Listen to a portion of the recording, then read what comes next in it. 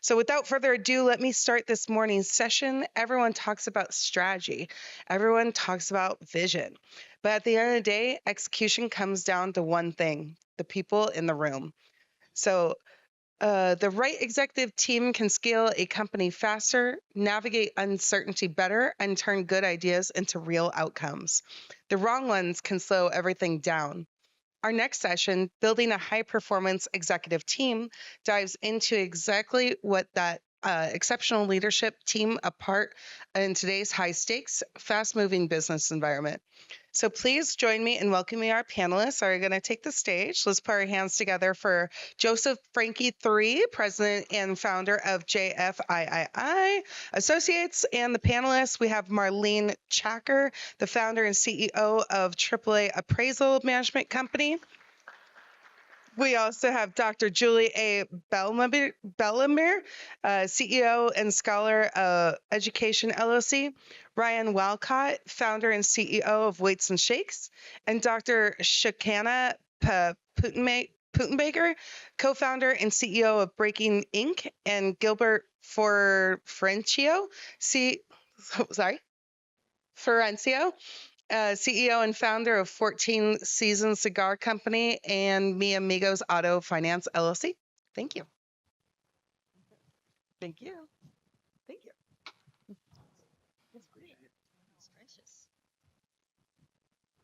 Well, thank you for coming to this early morning session, and we appreciate you being here.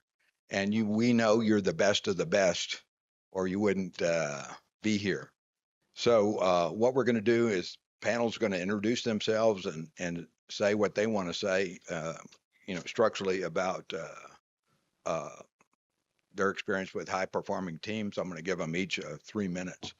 So I'm Joe Frankie III. I hail from Houston, Texas, and what I do is help people get from where they are to where they want to go using the LinkedIn platform. And I do that with executive search, career development, career transition. Other than that, I want to know from the audience, what is it that you want to know about high-performing teams? You're here for a reason, and our job during this panel is to help you, feed you, give you what you want to know. So I'll give you some time to think about that, but we want your engagement. The way we're going to do this panel is they're each going to get 3 minutes, okay? Then we're going to get a second 3 minutes on their experience, what they want to tell you, the problems they've solved, and that's going to save 15 minutes at the end for you. But I need your help. I want to know what you want to know. So there's a test, and I know you'll do well. So Gil? Good morning. My name is Gil Florentino. I am the founder and CEO of 14 Seasons Cigar Company, Mi Amigo Motors Finance LLC, Mi Amigo Motors, held out of Houston, Texas, originally from the Dominican Republic. I became an employee at JP Morgan Chase. I started in the mailroom and I wound up being a senior vice president of the auto finance. My stay at Chase spent 15 years. Throughout auto finance and leadership itself, I found that, everybody has to do the job from the ground up, and that's how you ended up building yourself to whatever you want to become. And something that I always strive for is to have accountability. I have a daily task. I accomplish those daily tasks that gets me to what's called the process, right?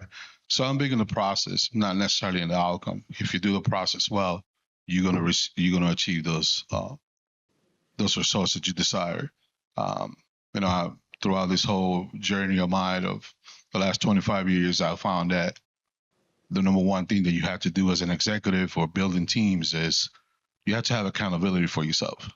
The things that you can control every day is your attitude, effort, those things that don't take any skills to be able to do that. So in order for you to build a team around you, you have to set a culture and you have to bring in people that fit to that culture. We talk about often the culture fit. you bring people in that are going to buy into what the organization is. I'm big on always having conversations with our peers and our employees as far as don't forget why the name of the team is on front and the last name is in the back. So in order for you to have an organization where you come and provide for your family, you have to have a team. And nobody's bigger than the team. We have a sign everywhere in our dealerships and our main offices that says, do your part. So, with that being said, there's plenty of examples I have, but one I could tell you that I had a person that came from a different industry in the auto finance, and they were accustomed to doing it that way. So I talked to this fellow and said, hey, your way got you 5 jobs in the last 2 years. I said, you need to make sure that you take accountability for yourself. Then 99.9% of all the things that happen to you, you should have done something better or different. So once he started taking accountability for himself and started pointing the finger at somebody else, he became a great employee. And today he is my best employee. Sukanya? Good morning. Sukanya Puntam Baker, co-founder and CEO of Breaking Inc. This is a plastic degradation company that we spun out of Harvard Medical School about 2 years ago. Prior to this, I spent over 2 decades as a neuroscientist. I trained at Michigan Ann Arbor and then moved to Harvard Medical School, where I worked with the ever famous George Church, and who's famous for spinning out companies. So the reason I said that is I've been always working with peers my whole life and not really led a team. And this was a really interesting transition to set up a high performance team. Because what we do at Breaking is we break down plastic waste using microbes and enzymes that are powered by machine learning and AI. So as you can imagine, we need a whole plethora of scientists and other, coordinate people who can help us with this. So not just microbiologists, biochemistry folks. We need machine learning and AI experts. We need bioinformatics. We need business development, we need finance, we need supply chain and management, and so on and so forth. So just setting up this whole team has been an exciting process in itself, and happy to chat more about it. Thank you. Good morning. My name is Julie Bellemare, and I'm the founder and CEO of Scholara Education. We're a professional development company that focuses on 2 prongs. One is professional certifications like project management, cybersecurity, data, a little supply chain management, and AI. The second prong is to help an organization understand what their training needs are, understand the culture and what kind of training fits for that organization, and then to find the expert who has the knowledge that could help this organization. What I know is experts know a lot, but they don't always know how to tell someone what they know. So we help organize the curriculum and the training program that then is delivered by the expert for the organization. And then the organization has access to this expert to receive training that is relevant for that and customized for that organization. So that's what we do at Scholara. In terms of a high-performing team, I think there are 3 things that are relevant for a high-performing team to have. And it's a high degree of communication, to be well bonded. Those are the 2 characteristics that we see of high-performing teams across the board. And then I'm throwing in a third one, and the third one is the appropriate use of AI. I think that's one a C-suite or executive team is new, and very few organizations are using AI or using it at the level as a thought partner, which is what executive teams should be using AI for, not to do things, but to make them a better thinker. So we'll come back and talk about that in more detail. Thank you. Good morning, and I'm very happy to be here. Thank you all for coming, and I'm happy to be with my team here at the panel. My name is Marlene Chaker, and I am the founder and CEO of JFIII Appraisal Management Company. What we do is real estate valuation appraisal, and so our clients are banks, lenders, mortgage company, government contract.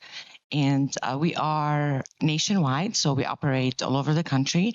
I was the first and only certified woman-owned in the country as nationwide, not as appraisers individual, as an appraisal management company. And we started 2008. February was my 18 years almost.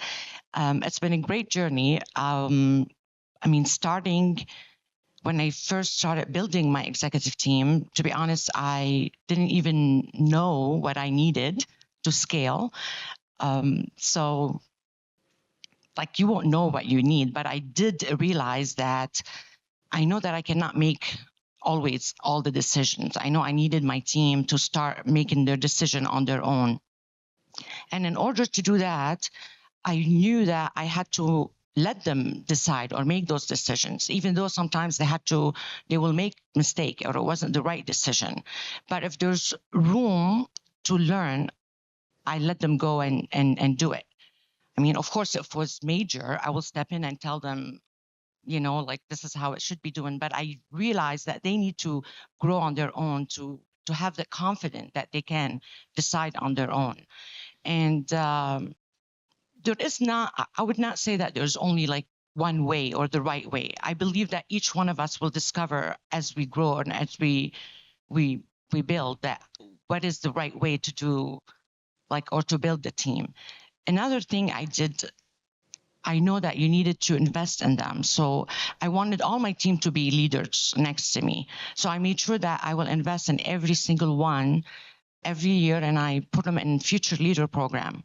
And regardless if they stayed with me in the company or not, I wanted them to help them grow themselves, like, not just for the company. Because I believe when someone feels valued or seen or appreciated, they stay and they work the extra mile, not because they have to, but because they want to. They want to support you because they feel that you're supporting them.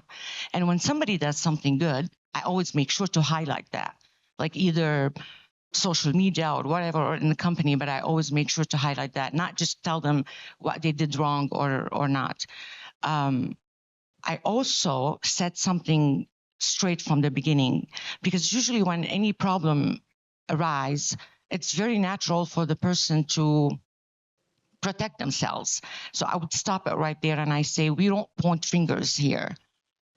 We help each other. We win and lose as a team. And this is how I wanted them to feel, like that they have the support from all of us. Thank you. Hey, thank you. So I'd like to take a minute right now. And what questions do you have? We have a microphone up here, or if you want to holler it out from out there, I'll repeat it in the microphone so it's on stored for posterity.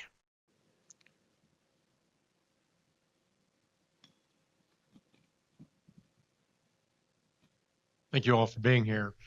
I wanted to ask you if there was one thing that you thought was the most important in your list of putting a team together. What is it that rings true for you that is critical to putting a great team together? I'll let Marlene start. What is the critical to build the team?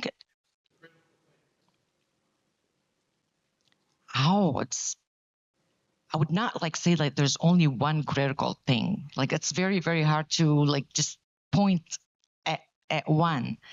I'll give you an example, like a real life example. Let's say you are hosting someone at home and you're inviting people for a barbecue.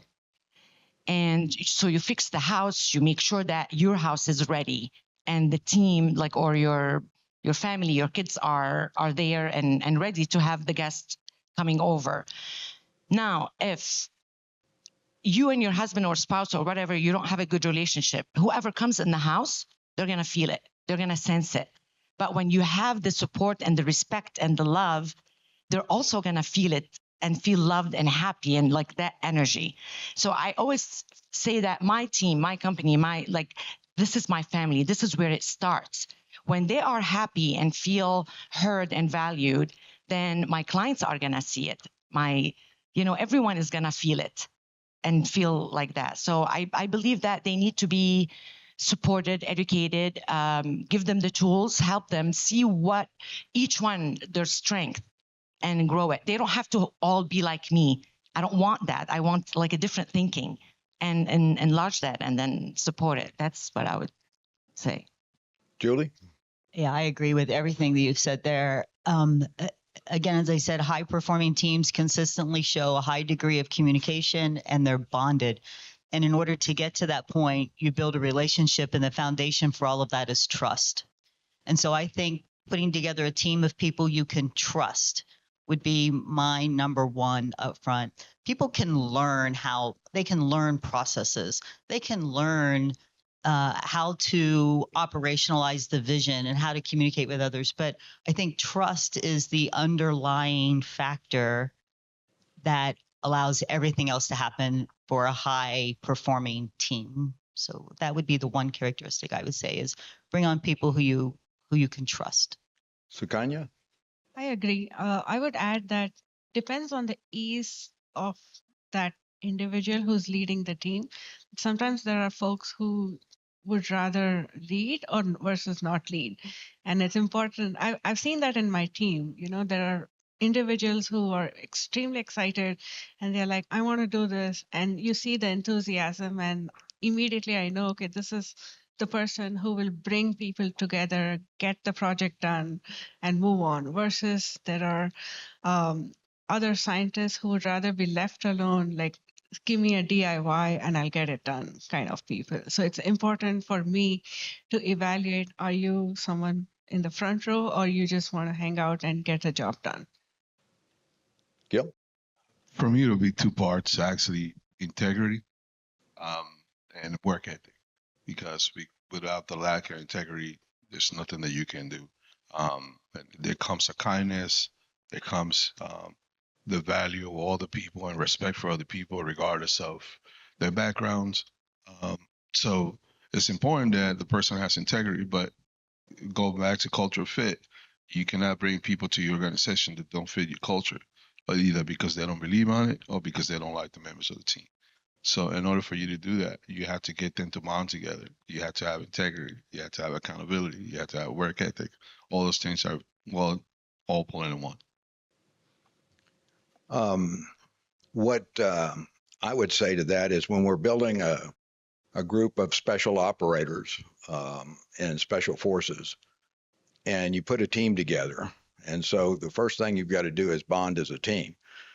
So the number one thing that I think puts a team together is in every competitive aspect, say it's marksmanship, running times, climbing times, all the different things that you can measure with a metric. Then the score of the team is the lowest score of a member of the team.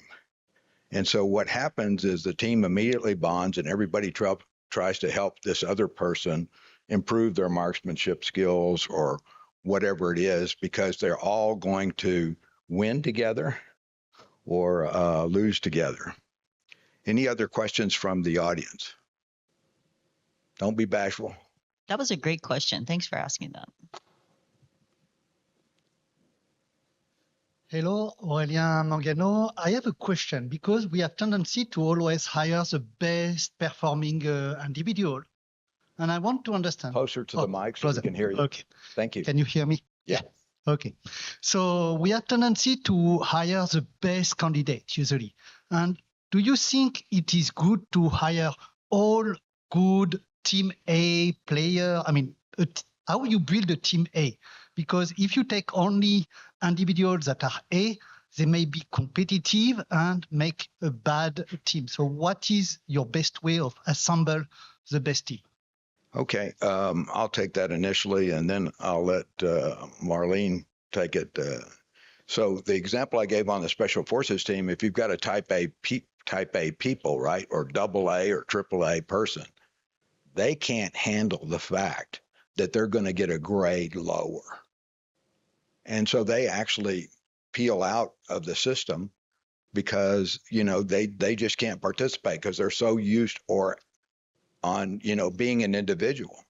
Well, putting a team together means, okay, we're going to have some strengths and we're going to have some weaknesses, but we've all got to work together to accomplish whatever task we're given.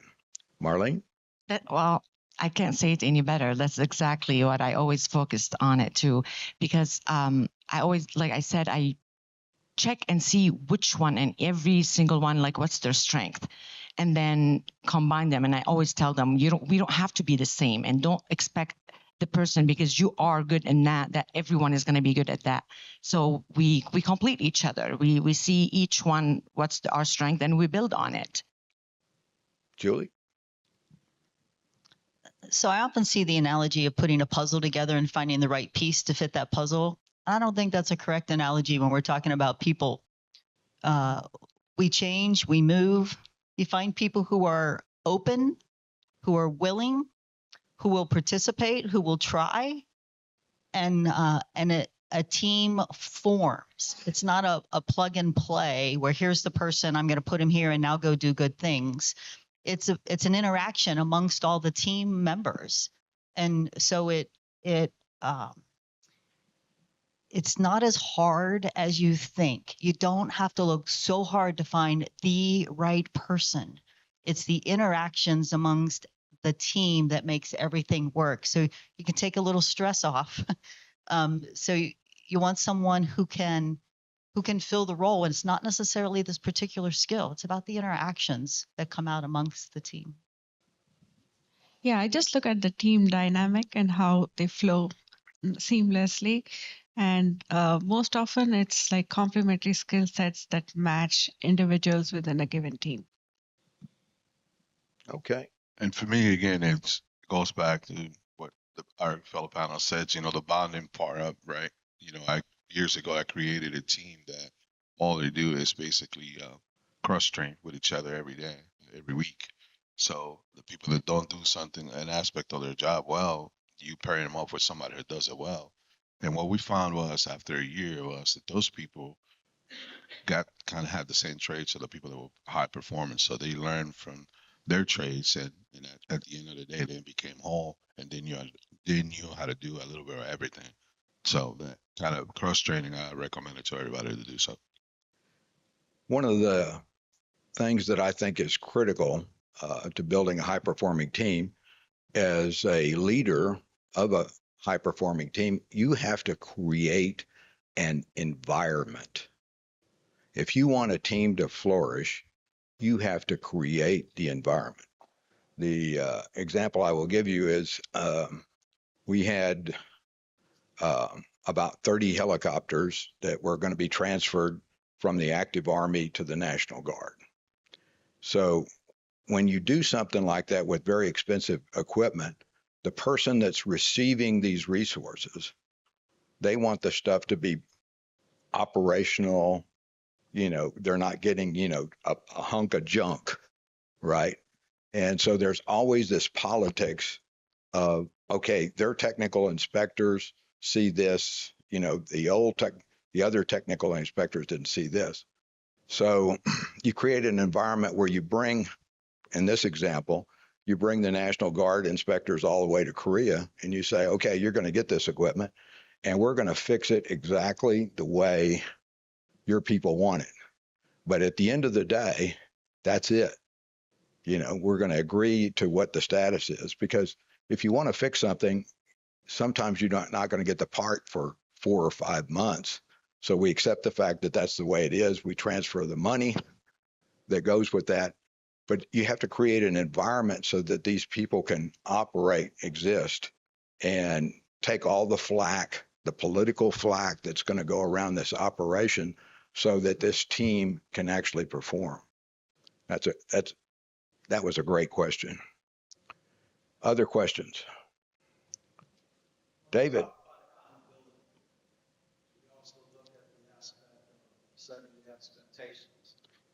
If you talk, yeah, please talk in the mic. That way it's on the recording. When we talk about accountability, do we also include the expectations? Because you can't hold anybody accountable if the expectations aren't there. I'll take the first part of that, and then I'll turn it over to Gil.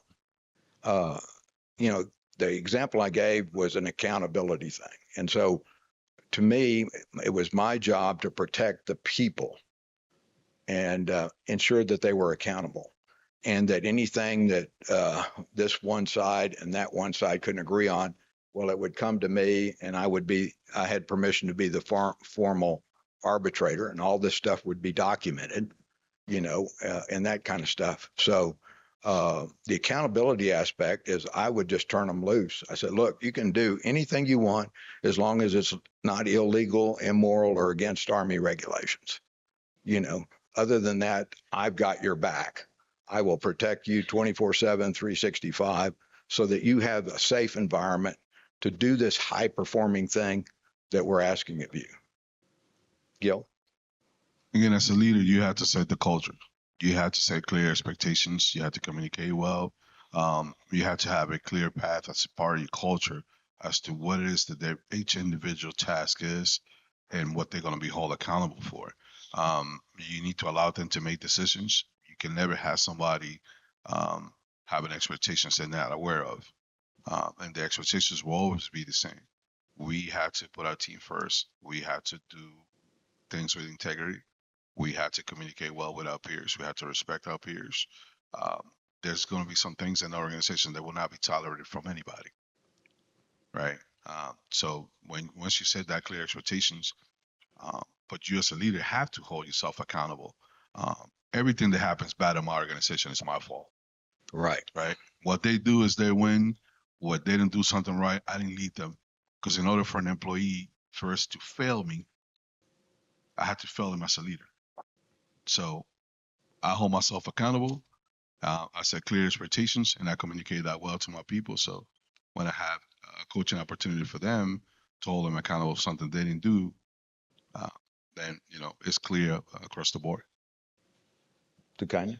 So we have team leads for each project, and we have KPIs, and they make sure that everyone is comfortable within each group. And if there is an issue, they can go to the team leads and discuss and then sort it out that way. So we just want to make sure that people are, they feel free to speak up and, get their point across. I don't think expectations is what you want. As a senior leader, your job is to create a vision, say what the mission is, give the North Star, tell people where you're going, let everybody row the boat in the same direction. But expectations create some micromanagement, give people space to move. If you create, this is who we are and where we want to go, and then give people room to navigate within that space. Now, we're people, we make mistakes. So we can hold people accountable, but we coach them to why that's not leading us where we want to go, right? If we have expectations of how they're supposed to behave, we're going to limit innovation. We're going to limit growth, because the company only grows when the people can grow it. So I'm not sure that expectations is what you want, but as a senior leader, you really have to set who we are and what we're trying to achieve and what problem we're trying to solve and who we're trying to help. And then from there, give them space to navigate. And no, we're going to make mistakes. No, we got to hold some people accountable. People need to be told when something's not the right action for the company. But without that space and the opportunity to make mistakes, you're also not going to get the great things that can come out of that as well, too. I love how we are all like saying the same thing, but in a different way. Absolutely. Because it's like the same business, same idea, different product, but each one we do. And that made me feel kind of like, wow, good. Okay, I guess I'm doing the right thing. Because like when you start, like you don't know, I had no idea where I was going to be. I didn't know that I'm going to build like this company and create all this team and have 15,000 appraisal nationwide. But what I knew that I needed always to teach myself and learn. So I made sure that while building the company, I always took classes. I always tried to educate myself how to be a better leader. I took like 3 leader programs, like each one is a whole year. I always wanted to work on myself in order for me to learn and lead. And again, like, I love that. Like, I don't like micromanagement. I can't, because otherwise that's not my job. I'm not here to micromanage them. One example, mom told me, I was visiting with her this summer, and I guess I kind of got on her nerve a little bit, because I was telling her like what to do, and she's like, my God, Marlene, you feel like, do you think that you're bossing me here too? Like, you're used to bossing your team, and now and then I stopped and I was thinking, I'm like, you know what, Mom? No, because at my work, all I have to do or say the thing one time. I'm not bossing them around. I don't have to repeat myself. So yeah, like let them be who they are. Let them grow with you. Any other questions? Hey, thanks, Brianna. Hi, Brianna with Divine Empowerment Coaching of LMH Custom Teas and Herbs. I work internationally, so I have a lot of people that are in other time zones and other cultures, and I'm working on rebuilding my team as I rebrand. So my question is, what do you panelists have as advice for some of the best key points to gauge integrity and cultural adaptation and fit, and people that are going to complement and challenge to grow? Okay. International is a challenge. Julie? Communication, right? And so making an effort to make a group of individuals a team. So, and international is tough in dealing with different time zones. And it's so important that everybody can be together.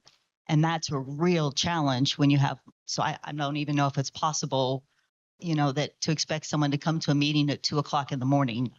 Right. You're the 2 a.m. person. Yeah. Perfect. Good for you.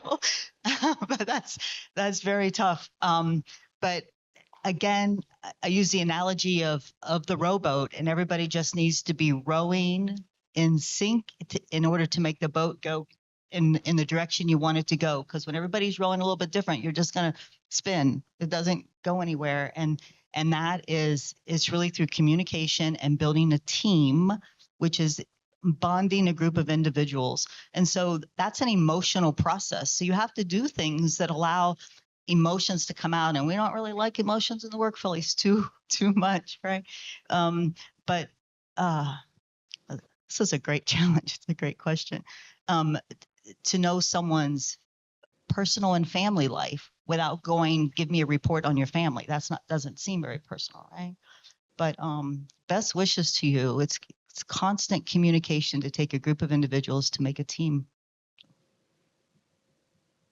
I'll take that one too, Brianna. A good book on building a culture for a high performance team would be The Mustang Story, written by William Higgs, Higgs. And what he talks about there is building a culture of high performing teams in an international environment. After that book did so well, he rewrote another book that just went on culture, and it's called The Culture Code by William Higgs. But he started an engineering company with 3 people, and the greatest downturn of the oil business in 1987, from 3 people, and 13 years later sold it for $1 billion. So with no assets. So anyway, but what he says in the way he built high performing teams was he just used the Army Ranger process and just overlaid it when the company was formed, and then the culture is present at the beginning. A lot of us are taken over or brought into a team that's already existing, right? And that's a lot harder change to occur. The other thing that I learned, if I was got a new mission and was going to kind of build a high performing team, I picked that team and separated it. They either went to a different office, a different building, and what have you, so that they could grow and bond together and get out of whatever their mechanics and relationships and all that stuff that was going on in the office, or they would never kind of bond. So that aspect of it is why I think the environment is important.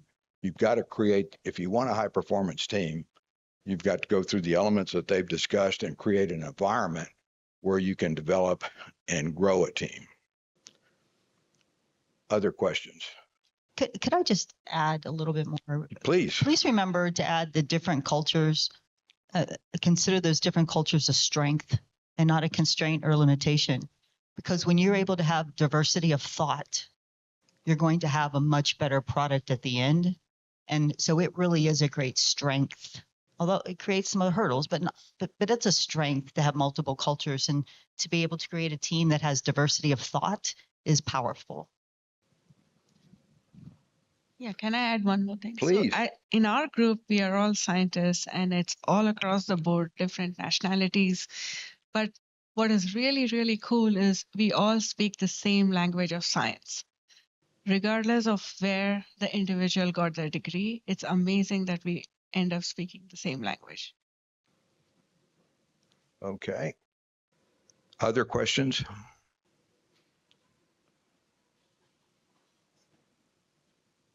Thank you, ma'am.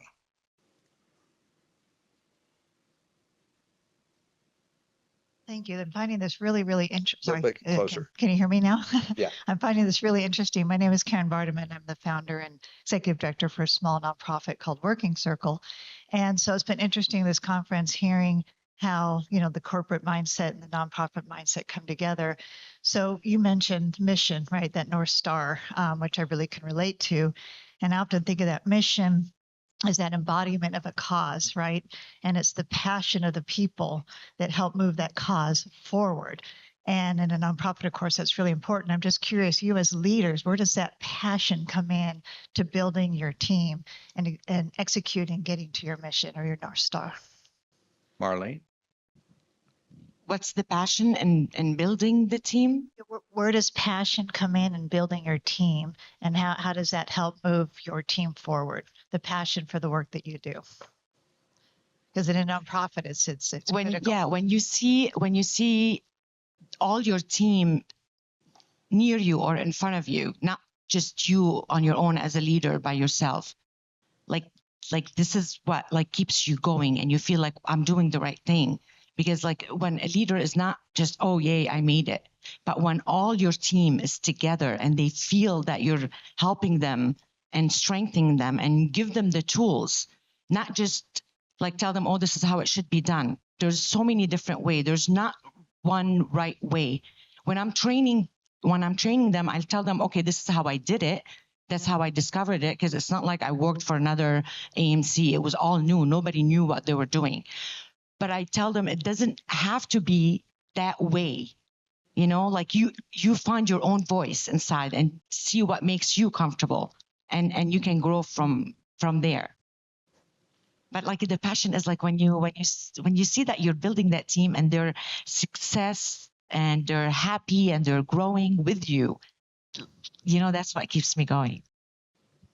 One of the things I would do is sometimes you have a high performing team and they're struggling with, they're trying to come up with what the ideal thing is. And so if you're their boss, what they try to do is stick it on you. And so what I would always, if I saw that coming, I'd tell somebody to interrupt me in about 10 minutes. And then I'd get up and say, hey, at the end of 10 minutes, I got to come back here, have a half-page decision, whatever y'all work out. And that would get them back on the onus. One, you get the accountability. Two, you've communicated that you're not going to be the one that is going to make the decision for them. They got to get it together. Listen, I'd like to thank you for all the questions on behalf of the team. Enjoyed it. And I hope you got something out of it. Have a great day.